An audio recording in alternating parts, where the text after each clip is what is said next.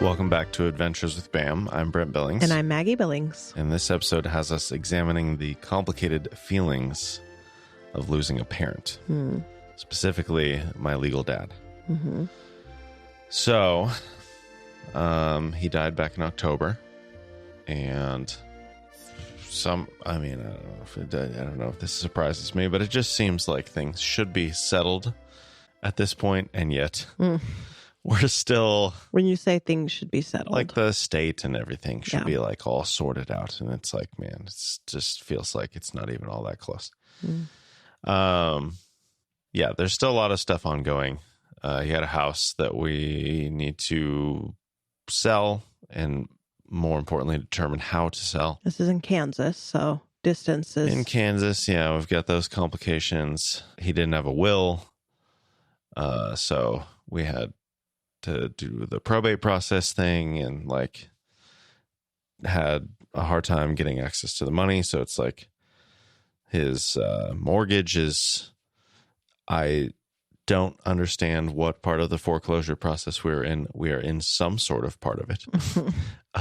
But things are sort of moving in a positive direction, but I don't know if is it too late? I don't know. There's still a lot I don't know.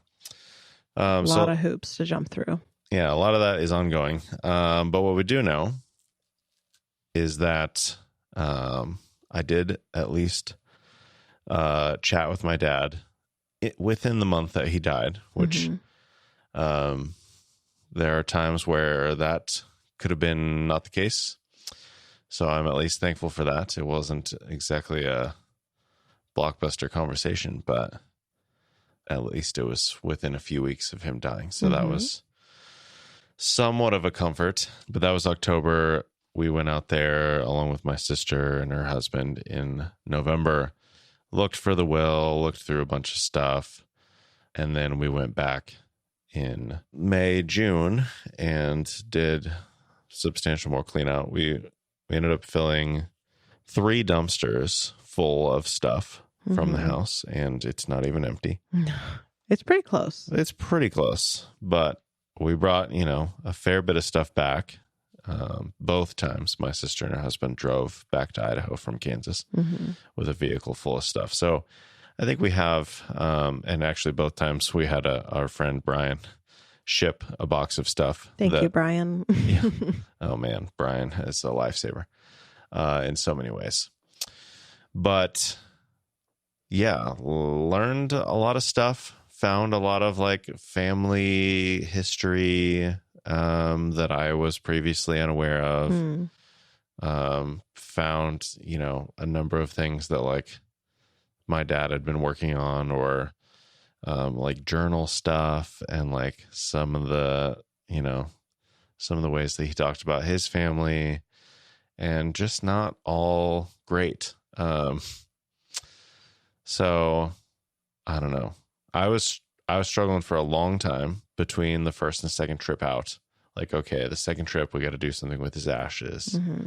And I just felt like I wanted to have some sort of a permanent place, whether as a burial or whatever. Like there was, his parents and grandparents are at a cemetery in Topeka, and my grandma's side of the family, I think, is in Manhattan mostly. There's still some stuff that I don't know about that. But they're all in Kansas. No idea where his brother was buried, if anywhere.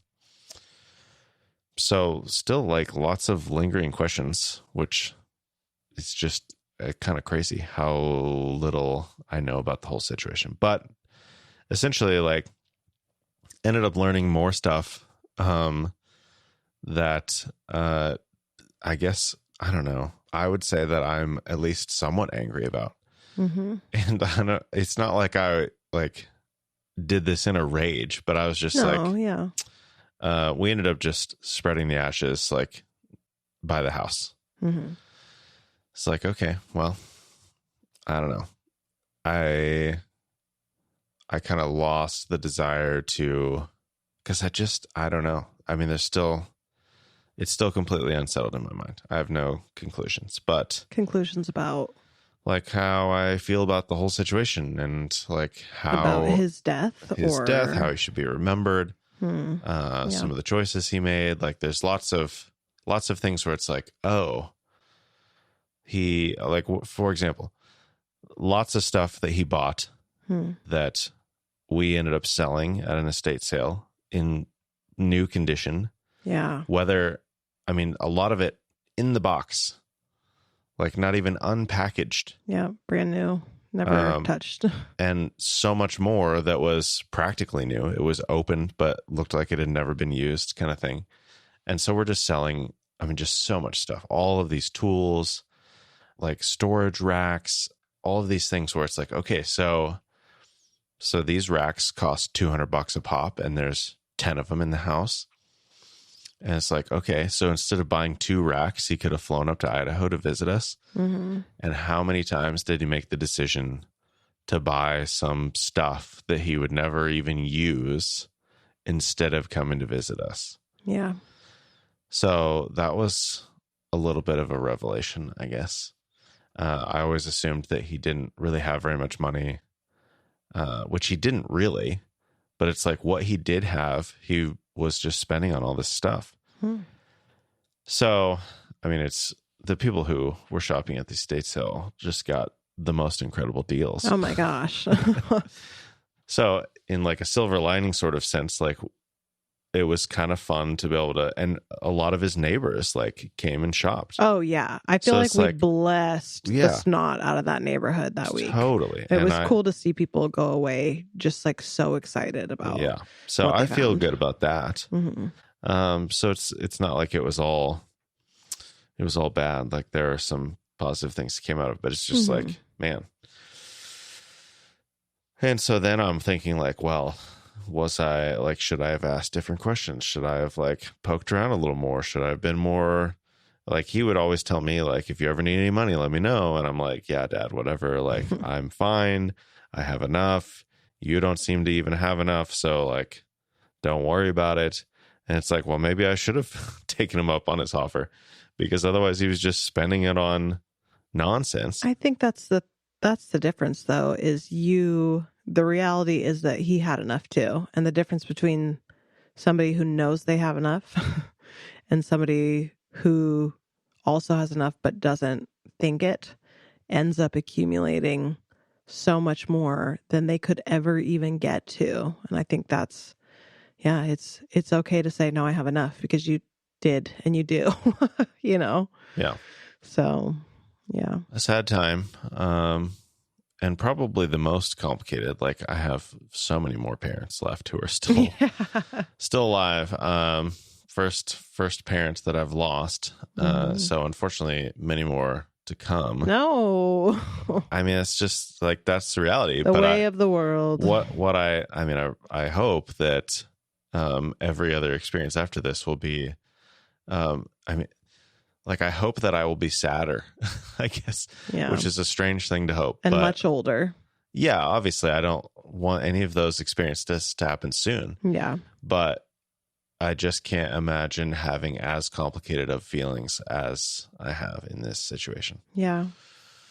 So it's a weird time, and there's still a lot to learn, still a lot to be done, still a lot to try to sort out and understand. But my hope for you is that when the dust has settled, because really as soon as we found out, it was like, okay, now we have this huge to-do list, and I just feel like there hasn't even been this and other life stuff. Like there's just been no space even to like sit. I mean, I don't know, maybe I shouldn't speak for you, but it feels like you've had no real space to process and grieve because the to-do list in dealing with it is so long.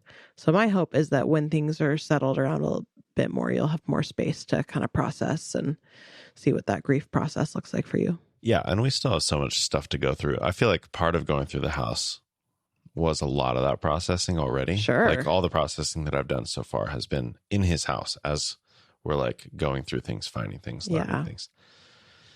So yeah, I'm sure there will be another spot later on. Like we have so much more stuff to go through and like decide Because a lot of stuff we don't even know who these people are in these pictures. So let's just bring everything. Just bring it and figure it out later. Yeah. Yeah, because we just had such a time crunch. But still a lot of stuff to figure out.